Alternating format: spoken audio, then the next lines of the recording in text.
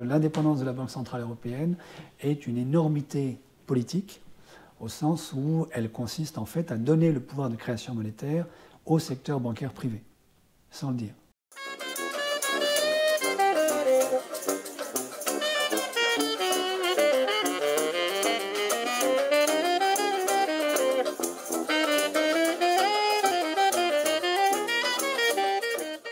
La structure actuelle de la Banque centrale européenne est scandaleuse. Pourquoi? Parce que, par statut, et à cause de l'insistance des Allemands, cette banque ne prête pas aux États membres, les États de l'euro. Cette banque ne prête qu'aux banques privées. Si bien que la Banque centrale européenne prête à 1% ou moins aux banques privées, lesquelles peuvent faire ce qu'elles veulent avec cet argent. Certaines ont utilisé cet argent pour payer des bonus à leur cadre, par exemple. Mais ils peuvent aussi prêter aux États qui ont besoin de prêts, mais au taux du marché. Donc, elles empruntent à 1% ou moins et prêtent à, disons, l'Italie à 5,5%. Il ne faut pas être un génie de la finance pour emprunter à 1% ou moins et prêter à 5,5%. Vraiment. Donc, il faudrait que la Banque centrale prête directement aux États, avec des règles, bien entendu. On ne crée pas une machine à imprimer des euros, c'est pas ça. Alors que la Banque centrale européenne prête à des taux de 1% ou de moins aux banques privées, les États payent des taux qui vont de 3 à 16% ou 25% quand ça délire complètement. Ça, c'est simplement inadmissible. Non, c'est pas compliqué, c'est très simple. La règle de base est que cette banque ne s'occupe pas d'autre chose que de faire attention à l'inflation et ne prête pas aux États membres de l'euro. Basta, c'est tout.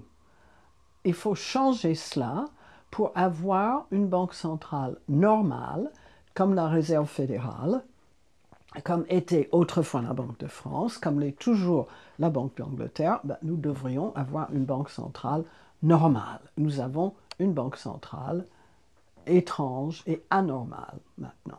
Elle est du coup complètement inféodée au secteur bancaire privé. Et je vous mets au défi de trouver la moindre décision de la BCE depuis 2008 qui ne soit pas avant tout une décision favorable au secteur bancaire. Par exemple, les prêts aux pays du Sud n'ont pas du tout servi à permettre à ces pays de rembourser une partie, enfin je veux dire de diminuer le poids de la dette publique de ces pays. Ça a surtout servi en premier lieu à permettre à nos banques de se refaire une santé, puisque les premiers détenteurs de dette publique des pays du Sud, au début de la crise, disons 2008, 2009, 2010, ce sont des banques françaises et allemandes. Donc l'objectif final, c'était de solvabiliser nos banques et non pas d'aider les pays du Sud à s'en sortir. Et de fait, ils ne s'en sortent pas du tout. Moi, je trouve ça hallucinant. C'est-à-dire que si on comprend ça, on ne peut que se poser la question du mode de société dans lequel on est. Il n'y a qu'une dictature qui peut décider de tout n'importe quoi sans consulter. Nous ne voulons pas de ça. Dans ces conditions, cette insécurité de la gestion, parce qu'on est en démocratie, elle a un prix. Ce prix, c'est que c'est une interdiction pour le système bancaire de se faire des rentes sur le dos des États et de les faire payer par les contribuables. Voilà notre proposition. Elle n'a pas besoin de traité, mais il faut une compréhension intellectuelle et politique, un accord politique pour le faire.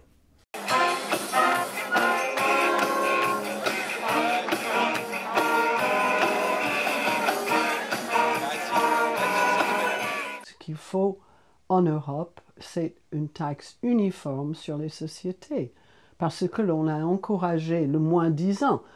Donc l'Allemagne baisse son taux, la France est obligée de baisser son taux aussi, sinon la France dit toutes nos entreprises vont mettre leurs quartiers généraux à Francfort ou à Berlin. Donc, il faut avoir, c'est évident, il faut avoir une taxe européenne sur les sociétés, comme il faudrait avoir beaucoup d'autres choses harmonisées en Europe, et notamment les prestations sociales, parce que sinon, on est encouragé à baisser le niveau de vie pour tout le monde. Vous savez que les entreprises reçoivent des services des États où elles se trouvent. Hein. Elles ont la police et les pompiers qui protègent leurs propriétés. Leurs employés arrivent par des transports publics ou par des routes qui sont publiques. Les personnels sont éduqués par l'éducation nationale, soignés dans des hôpitaux publics. Et tout cela, il faudrait le partager, car ça coûte quelque chose. Hein. Et les entreprises, pas les PME, hein, mais les entreprises transnationales, sont des passagers clandestins, des free riders, on dit en anglais. Ils sont là sans payer leur ticket. Et je trouve que c'est injuste dans le métro, sauf si vous êtes vraiment très pauvre et vous ne pouvez pas payer votre ticket. Et c'est injuste au niveau d'une nation. Mais tout le système est organisé pour que Google, Starbucks, Microsoft, etc., puissent payer très peu en France et mettre leurs bénéfices là où les taxes sont tout petits ou nuls.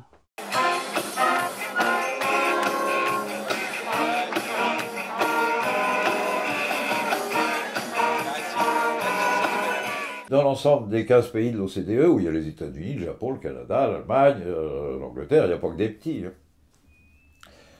En cumulé sur 30 ans, ça représente 200 à 300 000 milliards de dollars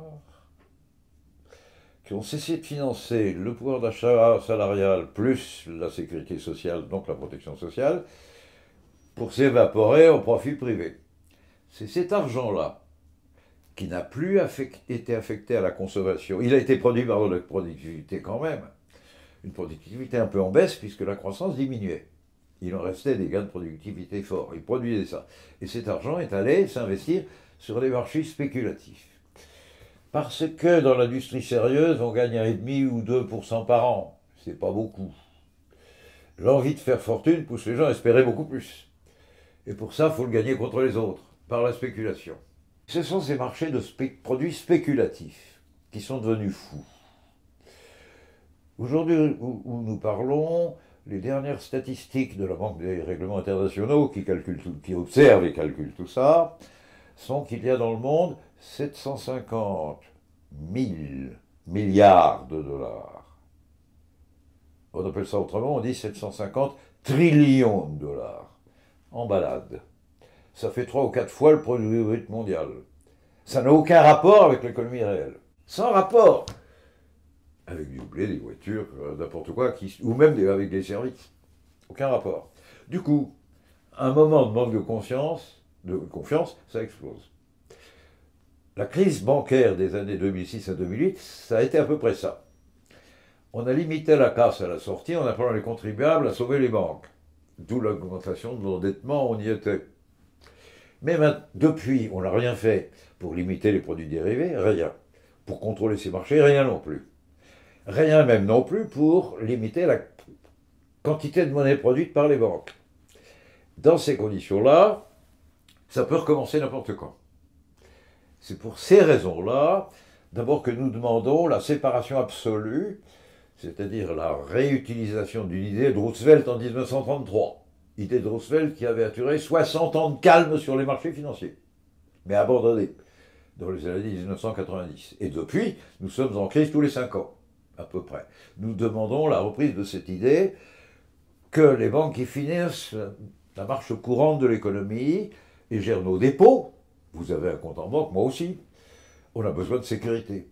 Que les banques qui font ce métier-là, de gérer nos dépôts, mais aussi ceux du quartier du coin, comme ceux des usines Renault, ceux-là n'ont pas le droit de prendre de risques, pas le droit de faire subir le risque aux dépôts, donc pas le droit de toucher à ces marchés spéculatifs. Et ceux qui y vont doivent être spécialisés dans le financement du risque et le faire avec des capitaux dédiés à ça, mais pas les dépôts. Ça, c'est une première demande. Une autre, de stériliser les paradis fiscaux. On appelle paradis fiscaux une bonne vingtaine de petits pays qui n'ont presque pas d'existence et à peu près pas de taille, mais beaucoup de banques et qui n'ont pas d'impôts, et où vont se stocker dans les banques du coin l'essentiel de ces liquidités. Sur les 750 000 milliards de dollars, sur les 750 trillions de dollars dont je parlais à l'instant, on pense qu'à peu près la moitié sont dans des paradis fiscaux, c'est-à-dire sans impôts, et sans possibilité pour une puissance publique possible quelconque de les canaliser vers des emplois utiles. Tout ça, il faudrait arriver à le tarir. Et probablement interdire l'émission de produits financiers non liés à l'économie réelle. Et interdire aussi aux États sérieux de faire commerce et d'avoir des affaires avec les paradis fiscaux pour les stériliser. C'est une autre mesure.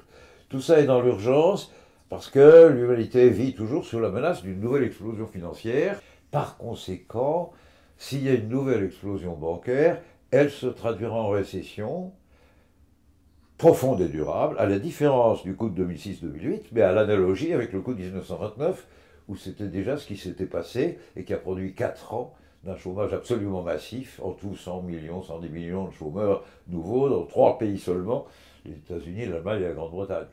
C'est l'horreur de ça qui nous amène toutes ces propositions.